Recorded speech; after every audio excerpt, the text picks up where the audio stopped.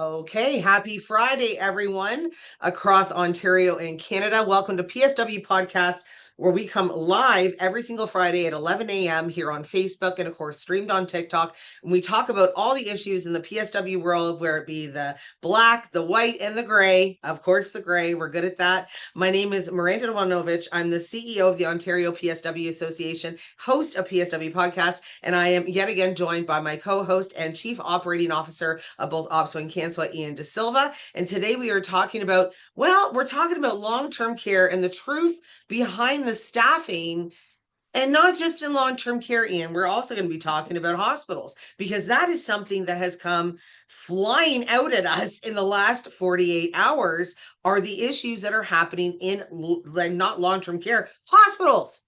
There is a relation between the two, and we're going to talk about a little bit about what we've seen. So, yes, this is going to be an interesting conversation. Going to be very interesting. So, when we decided to talk about the issues of staffing in long-term care, it's because we actually have good news for a lot of the PSWs across Ontario, that there are newer long-term care facilities that are opening up in all different areas across our province, and they are looking for personal support workers. We will be announcing that probably end of next week. We're going to be doing a campaign for one of these great long-term care homes, where they're also offering to help you relocate if need be. A lot of these homes, I think, are really figuring out that, if you can't find the PSWs, you got to bring the PSWs in, really, Yes. frankly, at the end of the day. And so that's really great news. And I just wanted to clarify that on 2 points. When we talk about long-term care homes not having any jobs, there really aren't, but we're talking more so in the GTA and in London, Ontario, for some odd reason. It seems to be the GTA and London. There doesn't seem to be any work really for personal support workers. So, what we always tell our members and tell everyone else is think outside the box. Look in more rural areas. I understand a lot of people don't have cars or whatever, but there is opportunities in these rural areas for you guys to, go and get work in long-term care homes. But then over the last week, Ian, what have we been hearing about hospitals? So, we're hearing hospitals are cutting back on nursing and PSW care. Both. That's what I've heard. But tell us what. Go for it.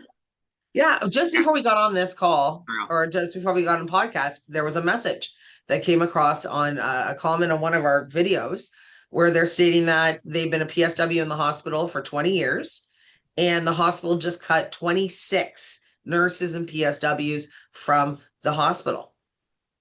Then you 26. have, and I've heard Brantford Hospital's another one that also cut PSW hours. We know that Guelph Hospital, they got rid of all of their PSWs just about a year and a bit ago. Um, Niagara Health, another huge one. And the interesting part about this is we didn't hear this from the PSWs first and foremost. We heard it from the nurses Yes. that are mad that the PSWs are getting cut from these positions. Yeah. That's what does that tell you about the severity of the cuts? If it's because it's not just because nurses are being impacted, but the nurses are upset. And if I'm correct me if I'm wrong, because the care is the element. The people that are the patients are simply like, who's going to take care of these individuals. If nurses and PSWs are both being cut, then is that turning the hospital into a warehouse? How overworked are those existing staff going to be? Are they going to be relying on agency care? What are we talking about? Yeah, Like, no, it's kind of like what happened with long-term care homes. yeah, Remember when COVID hit, that's when the realization hit the government that there were not enough personal support workers in order to perform the jobs. And so agencies were created, or they have always been around, but agencies became a very popular element for staffing in long-term care homes. So, and that's now become an issue because these people, like, you can't verify an agency, not very well, anyways, the people that they hire. And they're sending in individuals into these homes who don't know the residents, don't know the staff, no. don't know anything, and it's creating more chaos than it is positive outcomes. And now we have hospitals. Now they're doing it in hospitals. But there's a connecting issue here between hospitals firing, letting go of PSWs, and the presence of PSW jobs, but the absence of PSW employment. I think there's an issue that we have there. And what I mean is that we see a lot of PSW jobs advertised in the GTA. People are applying for them, but there's not a lot of hiring. And if they are hired, they're hired for scant shifts. So, Yeah, so yeah. I think one of the things we want to talk about is why do you think hospitals and why is it always the nurses and PSWs that are the first to go in hospitals? I have a theory on this, and I'm pretty sure we have it, but let's talk about this a bit. I think this is an important issue we got to talk. I want to hear your theory and then let's discuss. Well, I think in the last 6 months, now we're not hospital people, so we don't focus on hospital budgets or anything. But I've seen that they're threatening there is a shortfall of about 2 to 3%, I think, hitting hospitals. So this is there apparently is a funding gap. It seems like whenever there's a funding gap issue, the first thing that hospitals or any association or organization tends to do is fire the most high profile things that will be impactful to the community to raise the issue of that cut. So if you're a hospital and you are going to be facing a 2% cut, you can either cut the CEO's wage or the CEO can say, you know what, I'm going to fire a bunch of PSWs and tell the community I can't hire them because we're getting this 2% cut. Nothing I can do. It's not my fault. It's the government. That's Mm. what that's what happens. So the PSW and nurses are used as a false advocacy flag, if you will, to justify increasing in funding. Now, what they're not saying is that if they get that funding back, will they be rehiring those nurses and PSWs? No, they'll find a way around it. Some do. I Some will do. give that. Some Okay, some of okay, the I'm being a hospitals little do. harsh. I take it back. Some of the hospitals do, and we've seen that where like they let go PSWs 5 years ago, and now they're hiring back PSWs. They don't do it right away. It's not one of those things where as soon as they get that extra money, they're like bring them all back. Oh, and no, no, no. They have to make sure this crisis continues on for a while so that the CEO. Because let me just be totally blunt here. If you guys look at how much CEOs of hospitals or even CEOs of big long-term care homes make, these people are banking over $500,000 a year. Mhm. For what? I mean, I get it. I'm a CEO. It's not an easy job. I'm not on the sunshine list, but these guys are all on the sunshine list. And good on them that they work their way up to these positions. However, when push comes to shove, and I get yelled about this all the time for those that are watching by Ian, because I'm the one I'm always the first one in the association to say, I'll take a pay cut. If there's something happening in the association, I'm always the first one to say, I'll take a pay cut. You do, yeah. Yeah, but that is my mentality and how I run the association. These CEOs, they're making more than the premier. Well, let's compare the CEO's role in healthcare and what in the size of the community that they impact. So the CEO in a health in a hospital has to run the hospital and the health and is in the health network that's associated with it. Okay, that's one network. Looking at the chief operating officer of a municipality or a city, which has intersecting issues like I couldn't even speculate on, engineering, planning, things, they make a third what a Yeah, hospital CEO makes. yeah, So yeah. what the heck? Like there is a huge disconnect. There's something wrong. Like I There's always something say, wrong. Ian, like there's something wrong. Like I've always said there's no room for egos in healthcare. That's the first and foremost issue that is in healthcare is egos and stepping on the heads of the patients in order to get further ahead in careers. I don't agree with that. And the second thing as well are these monstrous amounts of money that the people that are not even front line, it's kind of like, and I'm not, and before people come at me, I'm not bashing the Leafs, I'm not bashing the Toronto Blue Jays, but I'm just saying people that do professional sports, they get paid a ton of money. It's not an easy job.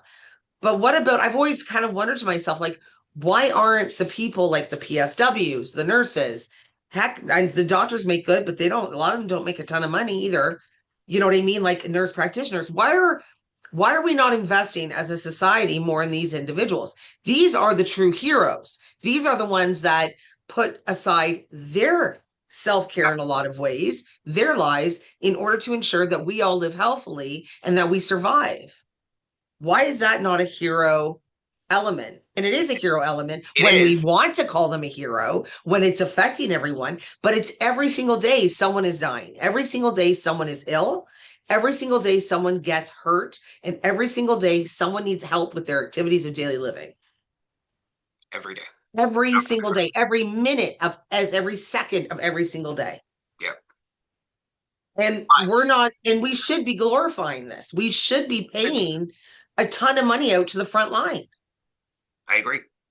I agree. And one of the things, and this is where you can see the absence of some of the integrity, and when they're looking at this promotion for we need more healthcare money, we need more healthcare money. to support the hospitals, and everyone panics says, oh, they're cutting nurses. You ever hear those same leaders say, we are willing to suspend or freeze our pay for X amount of years in order to help with the crisis? No, never. The answer is we need to have commensurate pay as this goes up because now we have to mitigate the shortage, and this is additional stress. It's a scam. Mm. It's really what it's an We've seen it advocacy. happen. It's like we've said on here before. I mean, just going back to long-term care homes, we've said it on here before. Long-term care homes are perpetually understaffed, Well, yeah, perpetually understaffed. I am like in sarcasm in that phrase, but they're perpetually understaffed. They don't need to be. no, But the reason why they are is because then they can lobby the government and say, we need more money to hire more staff. But then they don't hire more staff. That money goes into the pockets of the the big administrators, honchos, the the companies that own it, administrators, the DOCs, the et cetera, the et cetera. That's where the money goes, never down to the front line. but they have a perfect shield too because every time the family's in long-term care and they're saying, hey, my mom's not getting care, and then the DOC's are, oh, we don't have the money, you need to complain to the minister. She needs to give more money to long-term care so we can hire more PSWs. So then they whip everyone into a frenzy. They get more money. 2 years later, she goes in to see how this money is affecting her family. No change. Same situation again. Well, inflation and budgetary changes. Inflation, there's no There's not PSWs. enough applicants for the job. We only have 300 per position. We need at least 1,200 in order to successfully staff. At least. So you start, and forget that. You're also dealing with they also don't even have any structural integrity in who they hire. Oh, So these same hospitals for those who hire OPSPA members and HESCAPOA members, you're great. Not all of them do. So you're hiring someone who has a PSW document that could have been printed at home. They never advocate for increased standards there. It's no. just, we need more money. Just give us more money and don't worry about where it goes. We got your back. And It's it's it's hilarious. It's crazy. it's hilarious, and and I'm And sure everyone that a falls lot of for the it all the time. I know, and that well, they fall for it because it looks good. It's a look good situation, right? Yeah. Whatever makes them look good, they're going to do. And that's a low-hanging fruit in a lot of ways for government to look like they're actually doing something. But in actuality, we're still dealing with a massively archaic healthcare system in Ontario, no matter how hard the PCs have tried, and I'll give them credit they have, to unsilo healthcare in Ontario. It's still very much siloed. And I mean, if you think about the phone calls, the emails, the messages, the conversations that we just have at OPSWA every single day from family members, even PSWs who don't even understand that they can do X, Y, and Z. They don't have to work in long-term care. They don't have to work in home care. It's amazing to me how they have developed this system that in all honesty, they just got to crash it all and then start new because it's so bureaucracy top heavy. Oh, Everything is so top heavy. You don't need to have five CFOs. You don't need to have, 25 supervisors.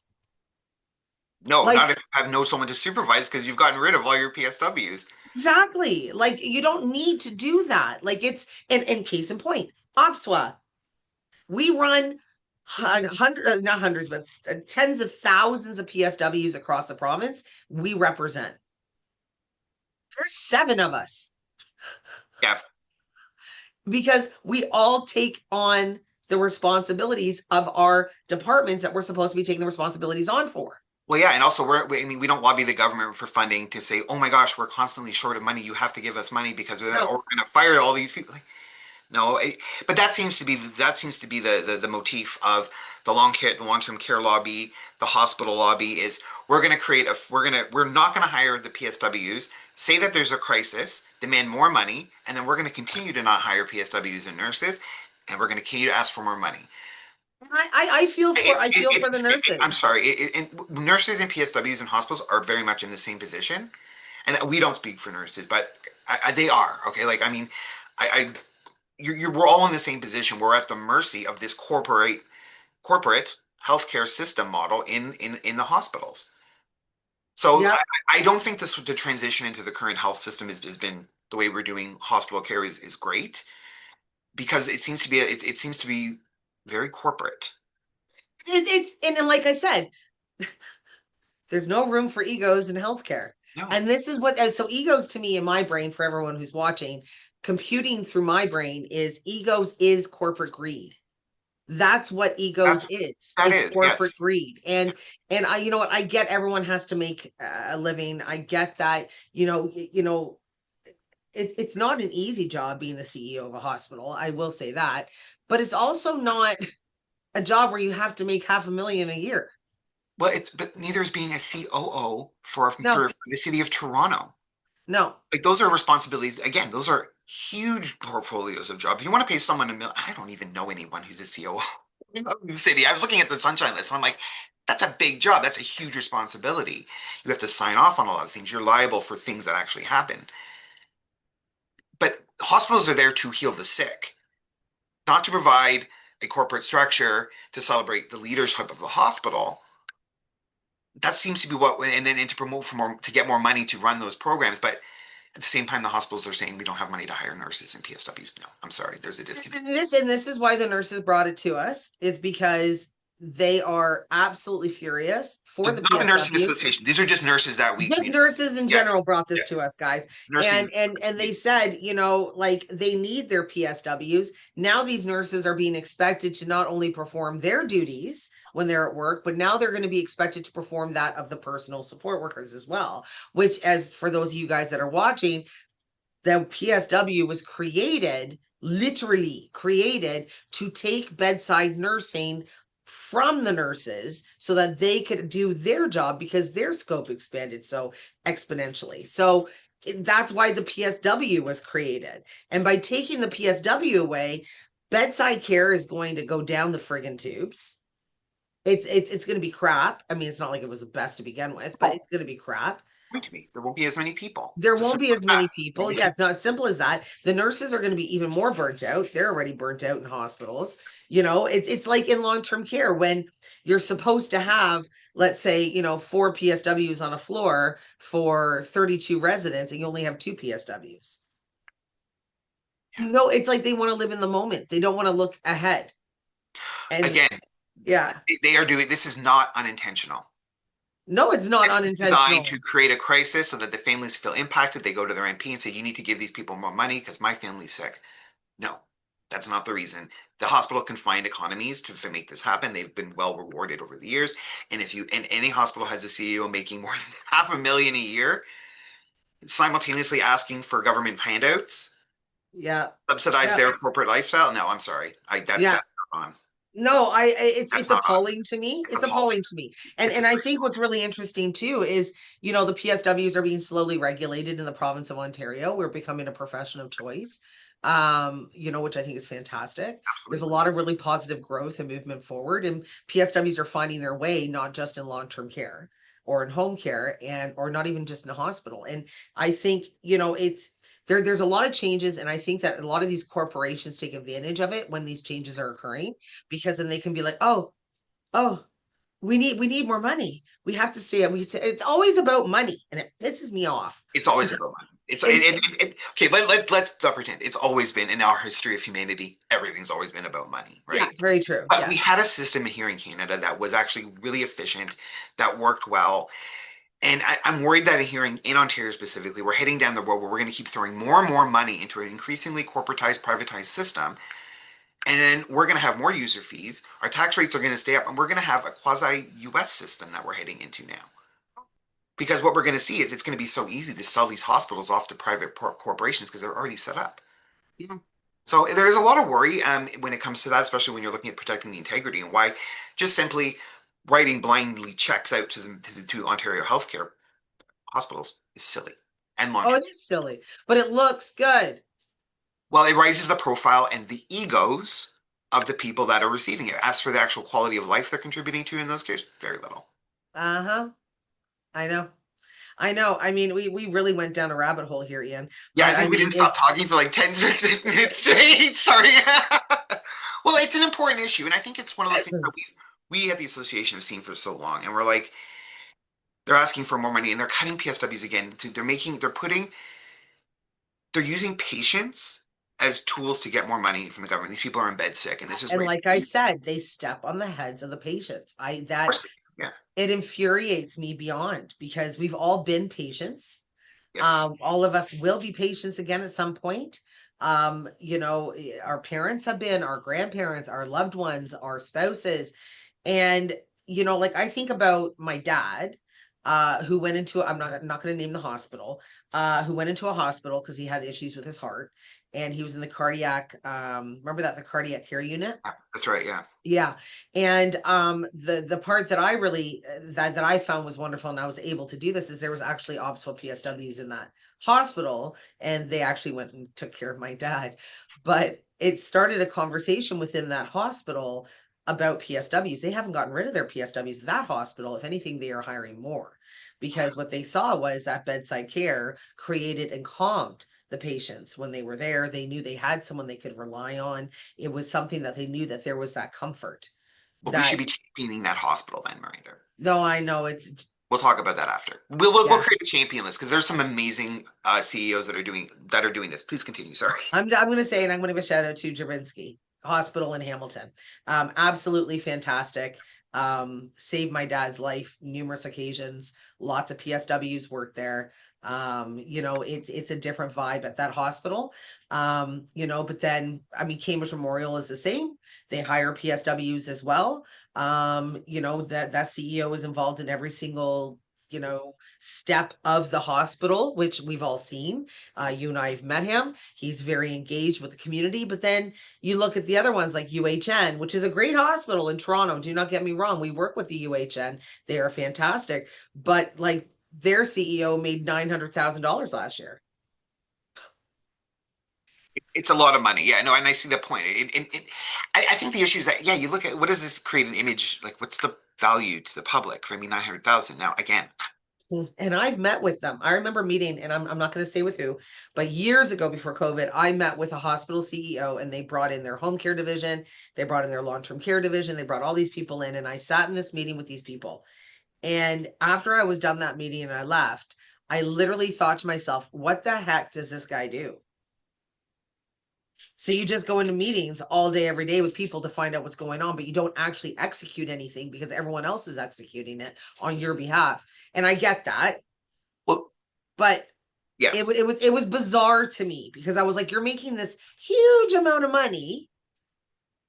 Well, corporate, I mean, the CEO is supposed to be responsible for the risk of the decisions of everything they carry at the board's directors. I see I that. know, yeah, I know. But I think this touches on another thing that we've just, and I know we've been talking for like 25 minutes straight, but I think we really want to highlight two things here. We want to highlight the fact, and we've brought this up right now.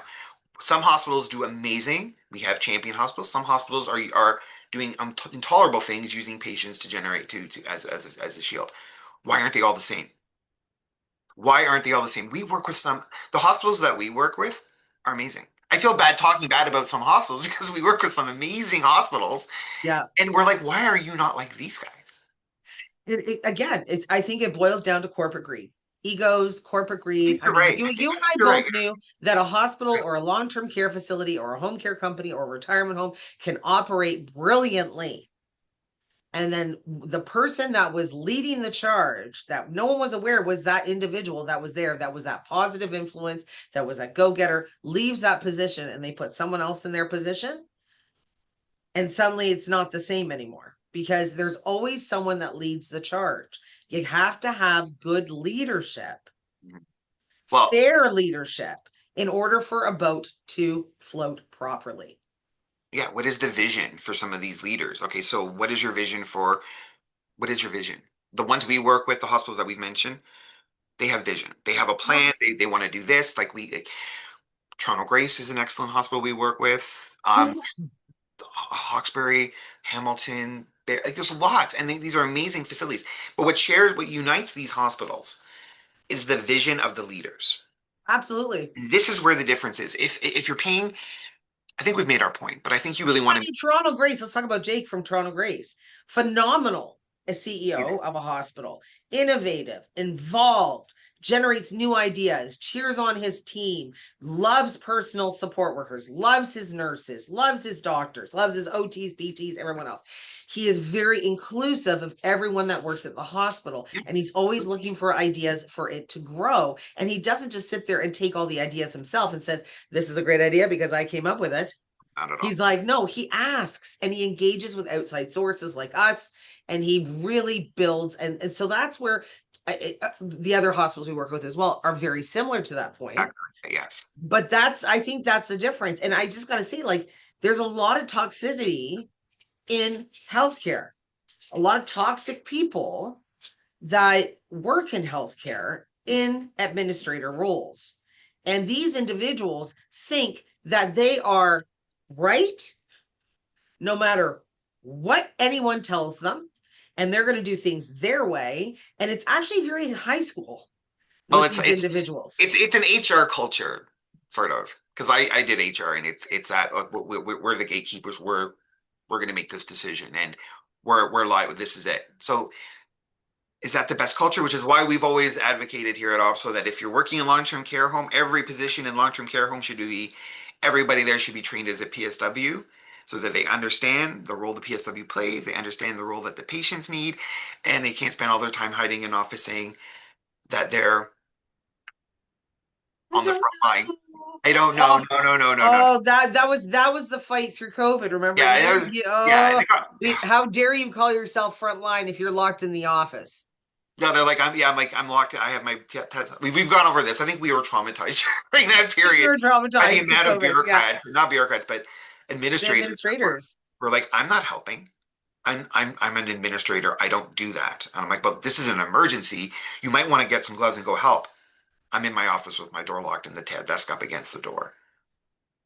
Yeah, What yeah. kind of Remember leader those are phone you? calls? Yeah, like remember those phone calls from PSWs? We can't get into management's office. They barricaded the They've door. barricaded the offices Yeah. shut because they want no contact. It's like, where's your leadership? These are not leaders. We hired a world of managers. They just want to pick numbers Manage and not have to deal with any issues. That's literally what it's and all not about. have to think. Well, and that's what I'm talking about when I talk about these innovative leaders, Yes, like Toronto Grace, like Hamilton, like, you know what I mean? Like they are brilliant, absolutely. and they think for themselves, and they just want to build and provide, and they do put the patient first, That's which is the most important element. well, and that's why if you want to put the patient first, you need to put your PSWs, you need to put your RPNs, your RNs first too. Okay, Yeah. these are the people that are on the floor. Yeah. They do They're the all, front line. yeah, Yeah. they do it. Do we have any questions or? Oh my gosh, do we ever have questions? We have Oh, 50 people watching us on TikTok right now. oh, Yeah, so this has been a good one apparently. So let me see if I go back. This person asked, how do I join? I'm done with my PSW program and have my certificate. Lady, I'm just gonna call you Lady. You can just head over to our main profile on TikTok, click the link in the bio, and you'll see become a member. You click there, it's all self-explanatory from there. A lot of people said here as well, nailed it. You absolutely nailed it. So true. They were saying a lot of just agreeing with us. yeah. Someone said, oh, Read the uh, bad ones too. That's okay. We can take no, it. no, no, no. People are just saying hi, Ian, and they forgot my name. So it's like, that's fine. I'm Miranda. But Fine. anyways, yeah. No, I mean it's really good conversation. I We think so. had to say it out loud. We're known for saying the things that nobody wants to say. Well, this is not a secret. Everyone knows this, but I mean, the way it's promoted in media is, Oh, oh my God, crisis, hospital needs emergency money because and it's like the media is like, guys, pay attention. So, but no. it's and media reach out to us because we'll tell you what's really going on. And if Uh the hospital reach out to us that does want to support their PSW and nursing community, we'd love to talk to you and how we can support you because yeah. we're about patients first, and that's really what PSWs are about. So, Absolutely. We're about the bottom line. Well, I think this was an absolutely fantastic conversation. We're not going to keep you guys any longer because we've already been talking for half an hour 29 nonstop. minutes. Apparently, Ian and I really wanted to talk about this subject today, so we did. Great way to start the Easter weekend. For sure. So coming up for do we have what do we have coming up? I know we're trying to bring on some discussions about nurse practitioners, new things in the future. So those are coming up in the next couple weeks. So stay tuned. Yeah, there's a bunch of different stuff that is coming up in the coming weeks. We'll be back next Friday again with another PSW podcast. The only reason why we did it today at 11 is because tomorrow is a stat holiday and we are not working. So Well, that's we why are we're doing it today. we're online if anyone needs emergency chats this weekend. There Yeah, is some staff online for ops, so we don't. there will always be staff available, but Can you take the mental health course by paying with e-transfer? e-transfer, yes, you can contact us for that. Yeah, that. So thank you, Miranda. It's been fun. It's always been fun. Thanks so much for everyone for joining us here on PSW Podcast. We'll be back again next Friday at 11 a.m. I will be back on TikTok this afternoon. If you guys want to hang around on TikTok, not hang around, go do something. I'll be back later this afternoon on TikTok to answer questions and have conversation. Have a wonderful, wonderful Easter weekend to everyone who is celebrating it.